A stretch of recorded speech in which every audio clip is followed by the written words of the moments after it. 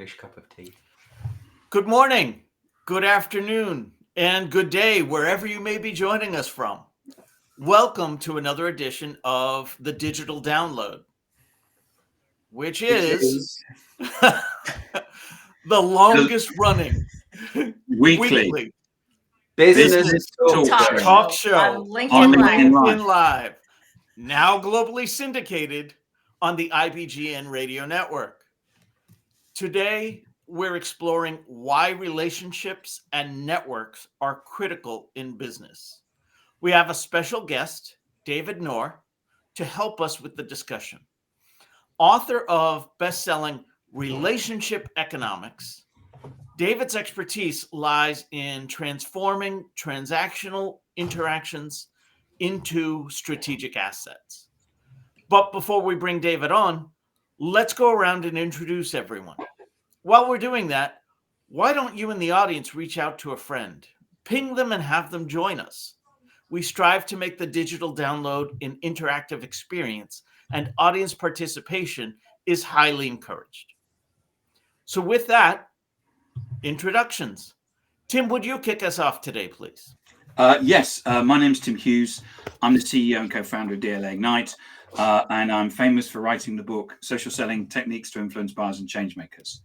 I'm also holding a copy of David's book, and I have a signed copy.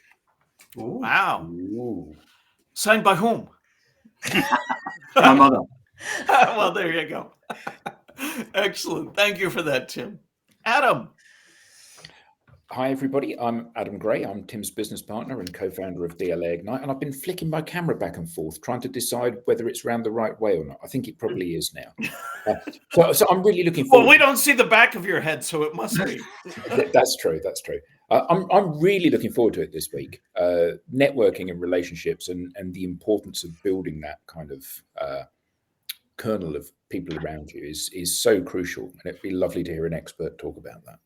Yeah. Exactly. Thank you.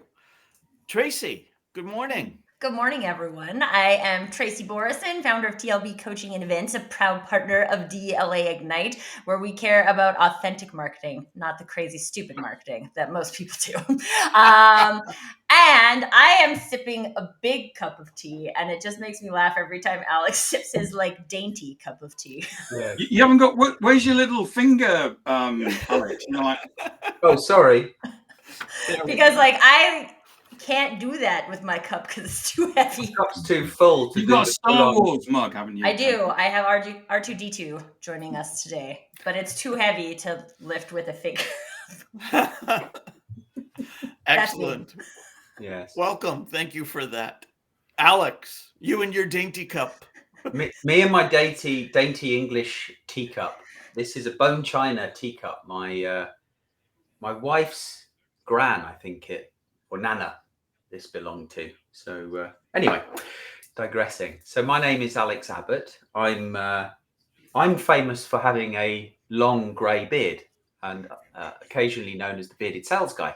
And I too am looking forward to this conversation today. And I too am a proud DLA Ignite partner. There Excellent. We go. Welcome. Thank you.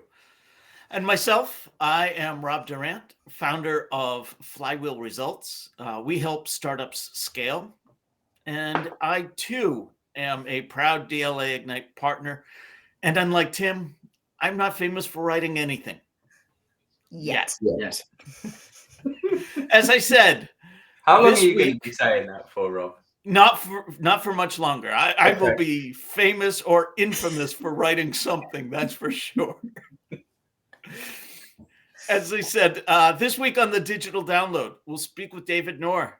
With over 2 decades of strategic consulting, David has advised Fortune 500 companies, innovative startups, and industry leaders, showcasing his expertise in leveraging business relationships for growth and innovation. Let's bring him on. David. Hey, David. Welcome. It is good to be with this rowdy bunch. Rowdy it David. is, that's for sure. David, are you going to tell us your backstory? because you've got early interest, because you turned up at in the US, didn't you, with $100 in your pocket? I did. Very Not kind of being you. able to speak a word of the language. Yeah, very kind.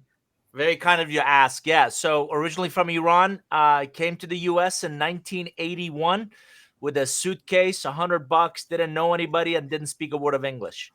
I literally land at JFK with a badge around my neck. I was a teenager. Put this kid on a Eastern airline flight to Atlanta, where I came and lived with an aunt and uncle that I hadn't seen since birth.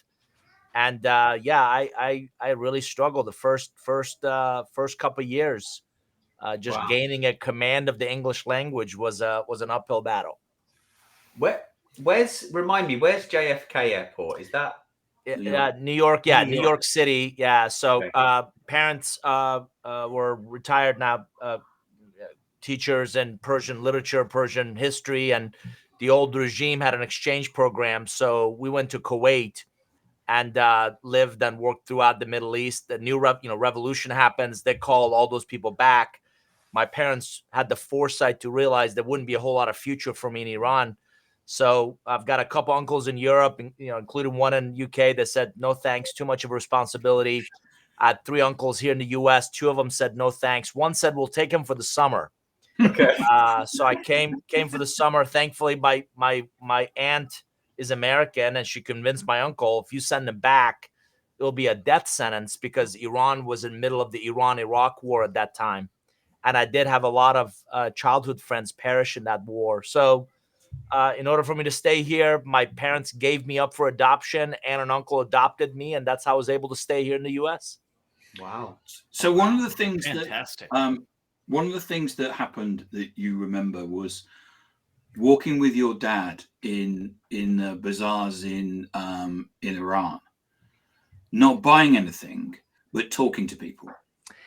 Yeah, I in our conversation, I mentioned that I certainly didn't get it then. I think I was 5 or 6 years old, and in Iran, they have 6-day weeks. Fridays are your kind of weekends or days off, and you typically do a couple of things. You go to bazaars, and then you also go to cemetery to pay your respects to folks that have passed on. But Dad would take me through on our Friday morning errands, and he didn't have just a list from my mom of what we had to go get or go do. Dad also had a relationship list, and of course at 5 or 6 you don't understand that and you complain. But he always bought me ice cream to kind of keep me happy and content. But whether it was access to a plumber or an influential politician, he made sure we made our rounds.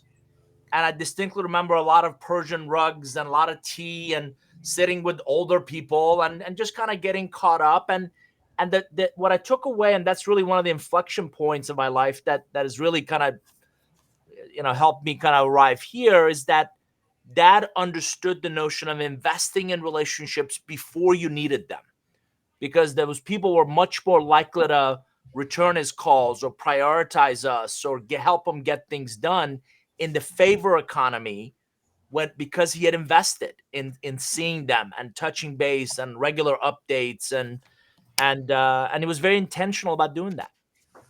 Nice. That paying forward concept. Yeah. It's absolutely the investment concept that if you believe relationships are an investment, it's a lot easier to ask for something if you begin by making an investment. And the analogy, Alex, that I use is, I don't know about your bank. My bank will not let me, take out $1,000 withdrawal if I only have invested $100 in.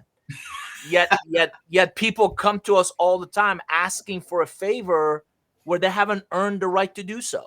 And I often talk about relationship givers. God bless Mother Teresa, right? There's people we meet all the time who get something very euphoric, very altruistic for just giving. The problem is most of us can't be pure givers, because I don't know about you guys, I have something called a mortgage. Then there's relationship takers who the only time they call is when they want something, and they never see themselves as takers. And we all want to be nice, so we kind of enable that behavior. And nobody ever calls them out on it. Like, I'm sorry, when was the last time you called to see how I'm doing and how my life or my business is going? And we kind of keep doing it for them, so they keep coming back and taking more, and they know no boundaries.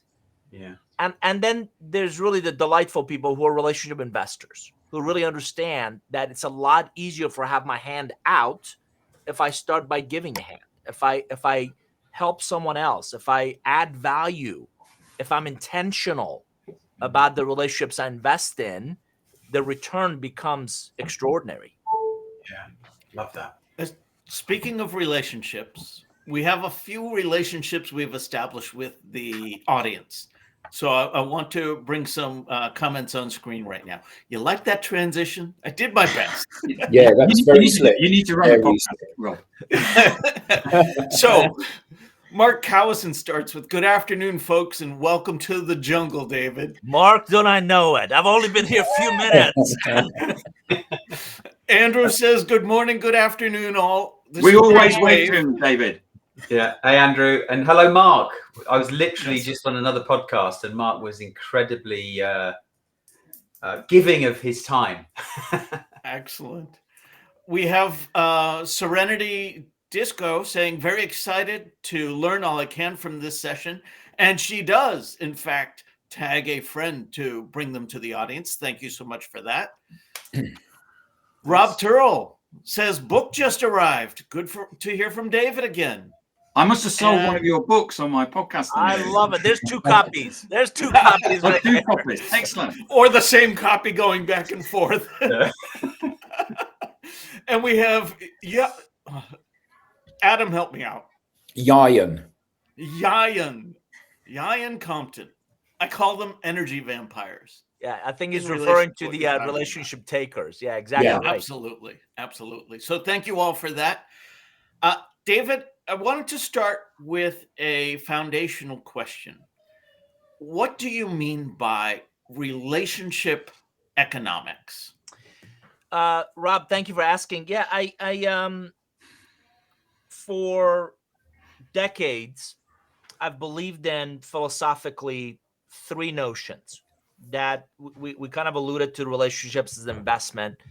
And I think you guys would agree most people don't make investments blindly, right? We don't throw darts and say that's where I'm going to invest. So I believe relationships should be proactive / intentional, strategic, and ultimately quantifiable. So if you think about that idea, we all know relationships are important. Most people do. I would submit most people struggle in really realizing their significance. So as I was thinking about these concepts, I began to talk about and think about this idea of relationship currency, where we exchange value. Over time, we develop our reputation capital. And ultimately, we're all building our professional net worth of relationship assets and liabilities. And with every one of these concepts and with this construct, what I'm trying to do is combine this nebulous concept, this idea of relationships that we know is important, with economics that we understand. It's black or white. It's investments. It's about supply and demand. It's about scarcity. It's about utilization. And in relationship economics, I've brought these 2 concepts together, and that's what we call it, the art and the science of relationships, of being more intentional, more strategic, and more quantifiable in the relationships we choose to invest in. I love the thought of that. As you were explaining that, one of the things that came to mind, I teach an introduction to marketing class at Northeastern University. Sure. One of the things that I was sharing with the students early on are some of the basic economic concepts. I'm going to provide value to you in terms of the product or service that I give. You're going to provide value to me, typically in terms of compensation. I value the compensation you have more than I value the product or service, so I'm willing to exchange. And likewise, you value the product or service more than the compensation. How does that work in terms of a relationship? I value what more than I value my attention to you more than I value my time? I would, a great question. I would submit that our biggest enemy is time. I can always make more money, but I can't produce more time. So the Dunbar number says that an average individual can proactively manage about 100 to 150 relationships. Here's $1 million question for you. Which ones? And how do you know? And if you believe the notion that relationships are an investment, you can't invest in everybody equally. So how will you then prioritize who do you invest in? So one of the things I coach people to do, let's take it from a theoretical construct into something practical, something pragmatic. Who are your top 100 relationships? That's a very straightforward question, yet so many people struggle with that basic notion because we all tend to be very myopic, right? So if I'm in sales, I'm always thinking about my pipeline. Well, how about your customer alumni? People who already have demonstrated that they like you, they trust you, they believe you, they respect you, they've bought from you before, but for whatever reason, either in your history or theirs, your situation has changed. So there were a previous customer in a previous job, but we all get busy and we forget about them and we kind of neglect them. And they go by the wayside because they're no longer relevant to kind of what we do or what they do, or different company, different geography, whatever the case may be. So we may think of our customers, we may think of prospects, we may think of a few people inside a company, but very few people are intentional about sit down and capture who are the top relationships in my life, business relationships, that I want to be intentional about investing in, about nurturing, about sustaining. And Rob, here's why that's really important. There's a misperception that we all need more. I want more prospects. I want more customers. I need more. No, you really don't. You actually, if you think about the global pandemic, we didn't spend more time with more people. We spent more time with fewer people. But it was people we knew, people we liked, people we trusted. They, in essence, were authentic and real relationships. So I would submit, if you're looking for a greater impact in your efforts, focus on fewer, but build deeper, richer, more meaningful relationships. Wow. Here. I think this is so true. And I just want to share, because I had this experience coming out of COVID with a group of friends that I have. So not business relationships, but friends. And what became very clear to me with most of those people was that there wasn't a huge amount of value for me to hang out with them. They're in different industries. They are not really bringing, I would put them into the energy vampires category. And they exist because like we were a group. We moved through part of life together and it made sense at that time. They were not energy vampires at that time. Do they watch this show, Tracy? I don't believe they watch the show. No, it's what I'm trying to They're not on LinkedIn. Most of my peeps are on LinkedIn. But like I had this conversation with myself as to like, what is the value to me to put effort into maintaining these relationships, which was really interesting because there were actually like some people I had met on LinkedIn who I had a much more meaningful relationship. And there's also that quantifiable piece of it. And I do believe that quantifiable can be, qualitative, not just quantitative. And so there's like, oh, okay, well, I would rather go for lunch with like this group of people who are doing like creative brainstorming than this group of people who are going to talk about other people the entire time. Tracy, in a non-creepy way, I'm a hugger, and if you were here, I would hug you because I'm a hugger too, so we get that works. Because what you're referring to are several really critical points. One, we create relationships in these unique buckets, and those buckets serve very different needs that we all have.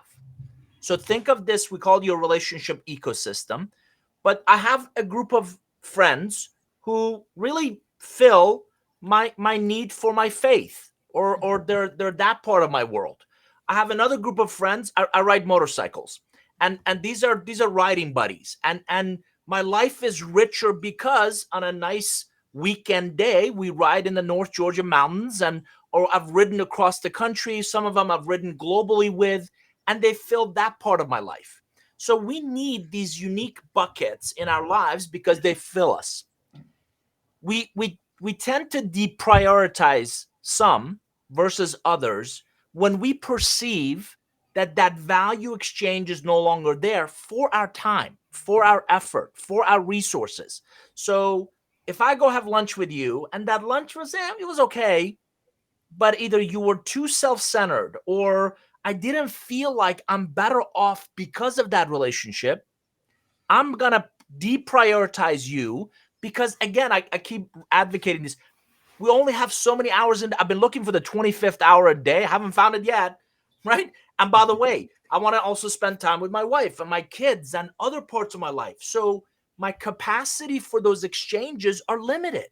And we're always contemplating, do I want to return Rob's call or Tim's? Do I want to spend time with Adam or would I rather go have lunch with Alex? Oh, none of them. You want to spend time with Adam. That's the reality. Tracy's way Don't more we all? fun. Just saying. So context matters. Here's the other thing, Tracy, that you said that really resonated. Believe it or not, in any interaction, it's actually less about us and more about how that other person is better off because of us. So the value exchange can't be just talked about. It can't be a website. It can't be an email. It's not a brochure. It's how we make them feel. David, I've always said, just sorry, last question. I've always said, I have a very simple formula for trust. Credibility says you know more about your area of expertise than anybody else. Plus empathy, you can be quiet long enough to ask great questions, really understand where they're coming from. When you do that, multiplied by consistency, when you do that consistently over time, that's how you earn my trust. When you earn my trust, I bring you into my inner circle. When you earn my trust, I'm willing to share more with you. When you earn my trust, we become closer. We start to exchange not just superficial value, but deeper value. That's how people prioritize who they call back, who they email, who they choose to work with, who they buy from, who they refer or recommend. That's how relationships become richer, deeper, more meaningful. So I don't think anyone on this call right now would disagree with you. In fact, I think the five of us violently agree with you. But why do so many companies force their people to behave in a way that creates the opposite when actually they want to create exactly what you just described? The transactional relationships. Yeah, three culprits. One, I've long believed, and I've always believed, metrics and compensation drive behavior. Yep. Yeah. Mm-hmm. Think about how people are measured. Think about how they're compensated. A lot of organizations advocate A, but they measure and compensate B. Is there any surprise that there's a disconnect?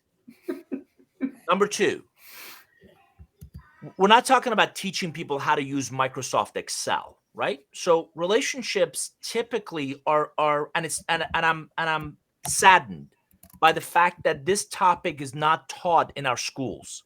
It is not taught in anybody's new hire training. It is not taught in many management or leadership development programs. So how are we supposed to pick this up? Well, I'm pretty sure we're supposed to pick it up through osmosis. But the way we pick it up is through modeling. We see a great leader who demonstrates phenomenal relationship building skills, knowledge, and behaviors, and we say, ooh, I want to be like that person. Similarly, we see or we have a jerk for a boss who is toxic and combative and confrontational. We're like, I'm never going to be like that person. So we pick it up through modeling. And when leaders don't model the right behaviors, it doesn't cascade well for the rest of their teams. Number two. Number three, we talk about it, right? We don't emphasize it. We don't reinforce it. We don't integrate it in what we do. So in many ways, relationships in many organizations are an afterthought. And I talk about the feathers at the tail end of the arrow, not the arrowhead. We don't lead with the relationship and let the results come from that. We lead with here's my KPIs, here's my OKRs, here's my on and on and on and on. And oh, by the way, people are our biggest asset. And yet, as soon as the economy turns, what do? We lay everybody off. We love our partners. And as soon as the deal comes, oh, screw the partner. I'm going to go get that deal directly. We talk a lot about in startups. I think Rob mentioned he helps startups scale. Startups and venture capital or any kind of a financial infusion. We want a financial partner. No. Listen, you've been at this too long. We need to exit. We got to get our money back. We're going to lose our shirts. We got to, impatient capital is not relationship-centric capital. Mm. So there's a disconnect between what we profess and actually how we show up. Yeah. I've Timothy, been from thinking our this for so audience. long that we I'm have this sorry. problem with startups. Anyway, I just like to hear David say it. I wanted to bring an audience question into the discussion. Marcus Kane asks, can forever looking to developing deeper relationships with a few clients end up being seen as a bit too needy? There must be a nice, honest balance here. David, what do you think? Marcus, great question. It's full disclosure. It's been a few presidents since I've dated. But can you imagine trying to date someone who doesn't want to date you? Very difficult. It's an uphill battle, right? Because that's when we show up as needy. Have you seen how good and nice I am and how sweet I am? And they don't care. So here's again a practical idea. Many organizations talk about their ideal customer profile, ICP. And they also go further and talk about their personas, right? So we want to work with CFOs of mid-market companies in manufacturing. Great. You know what nobody talks about? Ideal relationship profiles. Nobody talks about that person gets me. And by the way, last time I checked, relationships are never between buildings or logos. They're always between individuals. Your logo, your building has no relationship with that company. It's John and Steve, Beth and Susan. So why can't we focus on people who and I would submit to you that if we start to focus more on who gets me, who gets our value add, who needs our value add, who prioritizes working with us. I don't want to swim upstream. I'd rather swim downstream. So this idea of focus on fewer, I call it the Jerry Maguire business model after the movie. What if we focused on fewer, but people who got us, saw value in working with us? We like them. We like working with them. We'll bend over backwards to help and support them. I have a friend in wealth management who says, I don't care what the issue is. I want to be the one phone call my clients make. And he's shared some of these examples of literally a client, high net worth individual client, calling them because their less than bright children have wrapped a expensive vehicle on a island somewhere around a tree. And he is not in that business, but he'll make a few phone calls and get that kid out of a jam in another part of the world. And he doesn't financially benefit from that. You know what he's building? Relationship currency. You know what he's strengthening? Reputation capital. That guy is the one phone call I want to make regardless of what it is. So the next time that client has 5 million, 10 million, 100 million to invest, guess who they're gonna call? Mm. If we lead with the relationship, the outcomes we're after will come, but it has to be the right ideal relationship profile. That's just brilliant. Absolutely. I mean, I'm going to sit here and listen to David. Yeah. Well, look, read out some of the comments, Rob. We have Nigel Packer coming in on Twitter. I still can't call it X. Sorry. It will always be Twitter. And he shares, like an onion, there are rings of authority. Your inner ring network should have about 15 people in it. These are invited to meet up for a lunch every month where you can discuss opportunities and build the relationship. If someone is not fully invested in the network, you drop them and invite someone else from the next ring to join the inner circle. It takes a little time, but eventually you will have a close network that benefits everyone in it. So along those lines, David, what would you suggest we do in terms of taking action towards building a better network? So number one, become more intentional. And let me just clarify that a second. Relationships, and Tracy brought it up, are contextually relevant. So my next door neighbor, great guy, young family. He runs a small landscaping business. They're relevant in the fact that he's got keys to my house and security code to my house for when we travel, but it's not really relevant to the work that I do. So start with the end in mind. And in the book that Tim has, that was autographed by his mom, I talk about start with the end in mind. We call those kind of relationship-centric goals. By the way, you want to become a better person? God bless you. You want to read more? That's fantastic. You don't need anybody else to do that. So I talk about relationship-centric goals where you need relationships to help you achieve the outcomes. Start with those. Covey says the same thing. Start with the end in mind. Next, pivotal contacts. Who do you need? Jim Collins, I had a chance to work with him. He often talks about we don't ask enough who questions. When we face a challenge or an opportunity, we often ask what should we do and how should we do it. We don't ask enough who questions. Who do I need? There are no new challenges. There are no new obstacles. The only new challenges are the ones we haven't thought of. Somebody else somewhere else has. So if I know the outcome I'm after, a pivotal contact is who do I need? Next, your existing relationship bank. Who do you know? You know more people than you think you do. The problem is we're all really bad at keeping up with them. You want proof? If any of your audience members looks at their contacts on their phones, right? Bring up your contacts, look at them alphabetically. I just have one question of you. Do you know any of these people? So garbage in, garbage stays. We're all very good at collecting LinkedIn contacts. Go through your LinkedIn. Are they contacts or are they relationships? The whole process is predicated by what are called relationship currency deposits. What can I do for an existing relationship that creates access to or an opportunity with a pivotal contact that will accelerate my ability to get to that outcome? When you do that intentionally, when you do that strategically, when you do that quantifiably, we call it intelligent relationship mapping. I'm not trying to overcomplicate it. What I'm giving you is a process, a playbook of exactly that.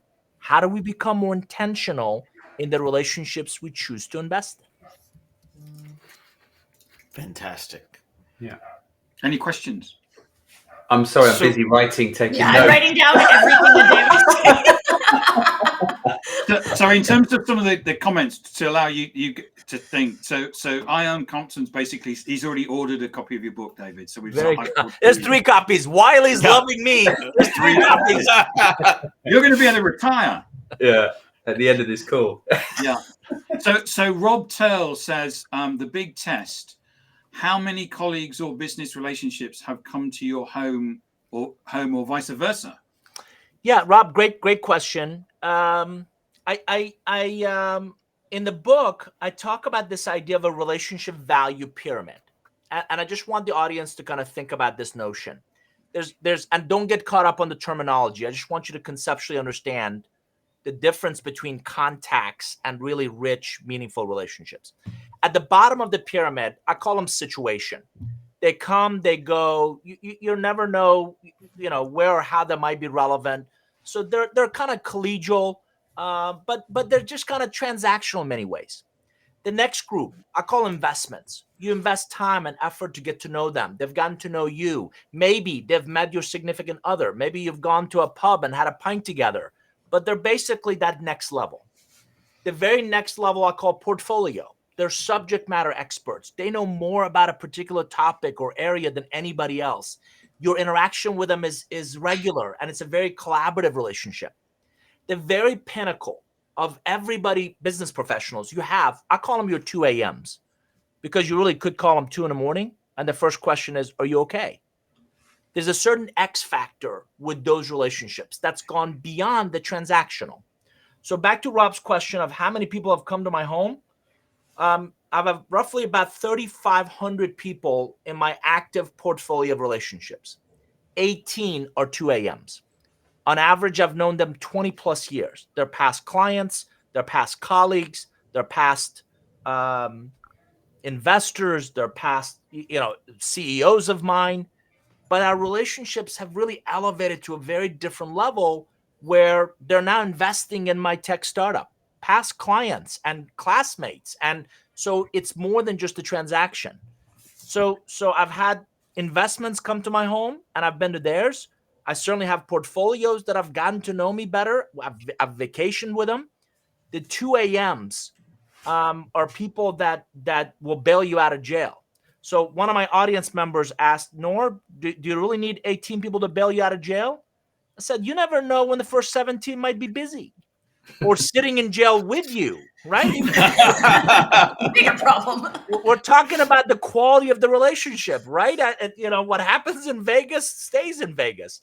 But you get my point, is that not all relationships are created equal. With some, we genuinely build deeper, more meaningful. The challenge is I've read over 100 books on business relationships. I couldn't find a scale, so we build one. I just want to share, I did a networking event a couple of weeks ago, and we did this exercise where it was around Valentine's Day, so it was mostly about connection. And we did this BEST, friend. What do the letters stand for? And one of the things that my group came up in my group was hide the body. Who are the people who would help you hide the body? And I feel like these fit into the 2 a.m. group. Absolutely. We all need friends in our lives who will hide the body. Now that's a very incriminating coming from somebody from the Middle East. But Yeah, I'm Canadian, so maybe it's less. We're assuming we're not hiding bodies, but I just thought that same principle. Yeah, and again, Tracy's got a great softball question for me, which is, networking. I've always had a visceral reaction to networking. Not only it's one letter away from not working, but most networking is just very transactional, right? We go, and have you met people who dispense business cards? By the way, for our younger audience, business cards are these things that we would, right? They dispense business cards like it's a coupon. Like I don't do that. And most people, my wife calls it icky. Like, I don't want to go do that. Conversely, because it's highly transactional.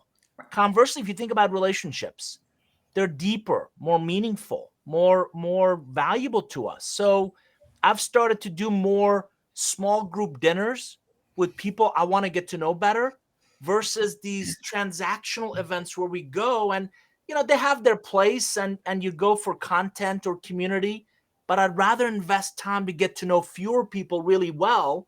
And these dinners are becoming 3 and 4 hours because the conversation is so rich versus, yeah, I went to an event and I got a card and I gave a card and I could care less about that person. So I want to pick up on that. Oh, Rob's organising a speed networking event. Can he count on you to come? Yeah, I mean, Adam, for you, I'd be delighted to help and support and be there, and convince you how to not do that and do something else instead. Right. So I wanted to pick up on that dinner concept and that dinner that lasted 3 and 4 hours. What are the conversations about? Because I have to believe it's not buy my stuff. Yeah, unequivocally. So, Rob, let me preface that the question with this comment. If you think about it a second, for anybody who's traveled extensively or worked abroad, the rest of the world builds relationships first, from which they do business. Regrettably, as Americans, or in many Western cultures, we're so focused on the business that if and only if the business works, we may ask about their significant other or their kids or their parents or what they do when they're not working. Hence the disconnect when we go into places and people don't look like us or sound like us. And in the words of the famed philosopher Britney Spears, this isn't rocket surgery. This is invest the time and effort to get to know others and explore. You don't know if there's anything there or not. I'm willing to, given certain kind of cursory lenses, I'm willing to invest time and effort to get to know them. So, Rob, you're exactly right. The dinner conversations, what breaks your heart right now? The dinner conversations, how are you learning? how are you growing? Particularly with those of us who didn't paint on the gray hair. Dinner conversations, how are you coaching, mentoring, guiding the next generation, not just to do this, because this they're really good at. This they're really bad at, especially since they haven't had to do it in the last 2-3 years of this pandemic. So conversations that are beyond the superficial really get to know the character, really get to know the values, really get to know the purpose of that individual. And what you're looking for is alignment in those things that matter a heck of a lot more than any one transaction. And I'm never going to get to know those if I'm always talking about speeds and feeds and price and hourly rates and any of that stuff. Now, I'm a realist. Our world has a need for a lot of those things. I feel incredibly blessed that I can pick and choose who I work with, who I coach, who, we roll out our technology with, who I choose to go have a cup of coffee with, right? And there's a slang here in the States, don't bro me, because until you know me, right? Don't pretend we're best friends until you actually invest time and effort to get to know who I am and what I'm about. And just one last comment, and I promise to get off the pulpit. I am saddened by how little due diligence this next generation does before they show up. They don't know anything about us. They don't know anything about our work. And I can't equate it to anything else other than laziness. How long does it take to Google my name before our call? How long does it take to just spend a few minutes on my LinkedIn profile or my website to at least learn an ounce about who I am and what I do before you show up to that Zoom or that next coffee meeting? So let's pick up on that then. In the age of AI and automation, how can businesses ensure that their relationship building efforts are still human-centered and genuine? All of those research in advance and so on, shouldn't AI just take care of that for me? I love this. So I set him up. You knock him down. Again, forget the hug offer to Tracy. I want to hug you because this is really a teeing up a softball. So I've built. I've been as you guys know, there's collectively, AI and ML and a lot of these technologies have been around for a while. It's just in the last year with ChatGPT, it's just become incredibly pervasive and much more prevalent. So I've been researching, I've been interviewing a bunch of executives, and I've built a brand new kind of keynote. And the title of it is Consequences of AI on Enterprise Relationships. And I specifically say consequences because there's both positive and negative. But let me just drop a few on you that might resonate. So let's talk about positive consequences. One, amplified customer obsession. Jeff Bezos and the team at Amazon kind of coined that term of not just customer satisfaction, but customer obsession. What AI does is it gets into beyond reactive, starts to get into proactive, if not predictive, needs, wants, priorities of those customers. That is phenomenal as a positive consequence of what AI can do for relationships. Data-driven decision, not just making, decision impact. AI can help me build models to predict when we make this decision, how will that relationship be better off because of it? Before we even make it, before we roll it out. That is brilliant. Love that. And one more. Dramatically elevating definitions of efficiency and productivity. We know what efficiency and productivity is, again, through modeling, through predictive models. AI can tell us if that partnership is going to yield the results or the outcomes we're after. So those are just 2-3 examples of positive. Now let me flip the coin. Negative. Number one, obliterations, right? Literally, we might as well throw job descriptions out the door. Because I just saw a week or so ago a demo of an AI engine that can scan 10,000 sheets and analyze it of information, of data in 8 seconds. So if your value add is, I'm going to review a bunch of documents, right? You need to find something else to do because that job description goes out the door, which means by definition, collaboration is going to have a ripple effect, right? How we work with others, how we define work, how we define success from work is going to evolve. Data privacy terrorism.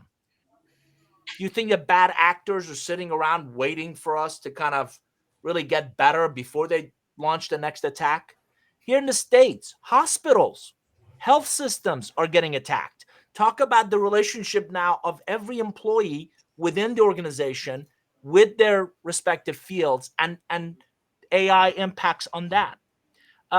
Things like the fragility of our tech reliance in the States. We don't know if it was a solar flare. We don't know if it was a software update, but the cellular network went down yesterday. You would think we have lost our minds because we can't, right, get a hold of people, or we can't, right, get direction from our Google Maps or Waze or any of the stuff that we're dependent on. So it just shows you AI is going to have far-reaching consequences, positive and negative, on our relationships. What none of us can do is ignore it. What none of us can do is pretend this isn't going to happen to me. By the way, again, recent data, 2.7 billion in US invested in AI startups in the first 2 months of this year already. They're not investing in A and B because of interest rates, but a lot of VCs are very bullish on investing in seed round, particularly of AI, generative AI type organizations. But Rob, very long answer to your short question of it is going to have a ripple effect on what we do and how we interact with relationships. So can I ask a follow-up question to that, David? Because you used the word intention a bunch of times. And so when it comes to our intention with AI, is that then dependent on our intention with our relationships? Yeah, I'm gonna go back to I think it was the movie Captain America, where Steve Rogers was infused with that serum that made him, bulky. And the German scientist character made a statement that if you are good, this serum will amplify those values and will make you even better, kinder, gentler. It will amplify those attributes. If you have ill intent, I believe AI, and AI is the same thing. I think AI will amplify our intent and really make us better at the things we do really well. If you have ill intent, AI will amplify a lot of those evil doings. So that's where I go back to your purpose and your values and ideal relationship profiles. Tracy, those are all who we are and what we're about and what we choose to focus on that I believe AI will amplify. We're building a platform. I don't want to do campaigns. I don't want to send out emails. There's a lot of other people that'll do that. I want to amplify your relationship building, nurturing, capitalizing kind of skills, knowledge, and behaviors. It's good that you said that. My concern is that people, certainly my experience of working with people, is that they're always looking for the easy button. So the promise of AI feeding you a constant stream of people that are ready to buy your product or have a conversation with you, whatever, is an alley that people shouldn't be attempting to go down. Because, at the end of the day, it's such a cliche, people buy people, but it's one of the truest it's a cliche for a reason. Yeah. Because it's true. And one of my concerns is that people forget this relationship thing. They forget, I'm going to do business with you because I like you, because we share a passion for motorbikes and blues music or whatever it is. Sure.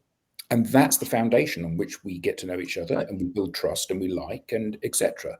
And AI strips all of that away. Adam, unequivocally. So just look at practically our email. I don't know how many spam emails you guys get a day, but mine is out of control, right? And every one of them. My favorite. Here's one of my favorites. David, we've extensively researched your background. Have you ever thought about writing a book? So it goes back to, you don't know me. You don't know anything about me. And that wasn't done by an individual, because you'd have to be thick as a brick, right? Not to Google my name or come to the website or whatever and realize that, yeah, this guy's already done that. So Wait, I- you wrote a book? I believe it or not, yes, sir. So AI, I believe, can do a lot of the heavy lifting in our due diligence, but pretty soon we're going to have an AI built-in agent that automatically deletes the emails and the spams that we don't want, we don't like, just like you've got an AI engine that will send out spam emails. So soon AI is going to talk to AI, right? And we're still back to the fundamentals, back to, Adam, as you mentioned, the relationships. Think of who we take calls from. Think of who we return emails to. Think of who we prioritize meeting with. Those are all people we know, we like, and data shows this. I read a quick BCG, or I think it was a Bain paper, that said most of the business is going to companies or individuals on a short list. How do you get on the short list? Number one, you're a known entity. They've worked with you before. Number two, you're a known entity from a previous job or previous company. Number three, you become highly recommended from somebody they trust. All three of those are relationship centric. Yeah, and for us, obviously we work in the social media space. LinkedIn, as an example, only works for me as a business development tool because I'm there engaging with you and you're a target of mine. And the only reason that you're engaging with me is because you think you can sell me something as well as me selling you something. Yep. And when one of us is replaced by AI, I mean, clearly there's more to it than that, but in its most simplistic form, Sure. If one of us is replaced by AI or some bot, then there's no reason for me to be there anymore, because the thing that I'm interacting with isn't a real person that potentially can buy my products or services, which means ultimately social media becomes social somewhere that isn't digital potentially, because again, it's all about relationships, all about people. Yep. And I'm going to go back to something I started this conversation with, which is our biggest enemy is time and bandwidth. Where will you choose to invest? Whom will you choose to invest that time and bandwidth with? Makes all the difference in your progression, in your journey from now to next. Whatever that journey is, be cautious about who you choose to invest in.